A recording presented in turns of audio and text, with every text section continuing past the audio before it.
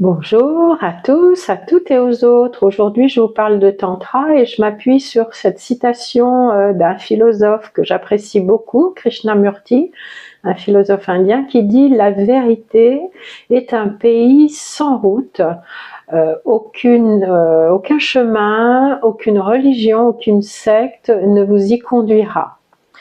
Et je trouve que c'est vraiment en accord avec le tantra, du moins la compréhension que j'ai du tantra, qui n'affirme rien comme étant vrai ou faux, mais qui nous invite au contraire à l'expérience.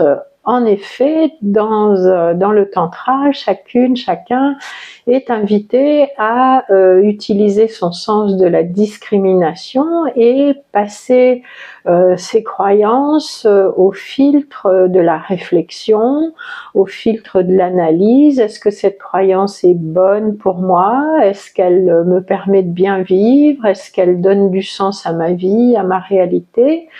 Parce que en fait, la réalité de chacune est individuelle et elle est le résultat d'un ensemble de croyances. Même la science est une croyance dans le sens où qu'est-ce que c'est que la science? Ce sont des hypothèses validées temporairement, mais qui ne restent que des hypothèses, et on voit bien au cours de l'histoire comment certains faits scientifiques sont révoqués. Donc, ce qui est important dans le tantra, c'est la connaissance par l'expérience.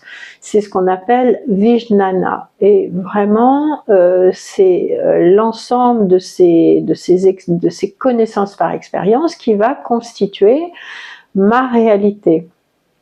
Et l'objectif final du tantra, finalement, c'est de dissoudre toutes ces croyances dans l'union expérimentale de Shiva Shakti, qui va dissoudre, balayer tous les savoirs conceptuels pour installer un état d'éveil extatique.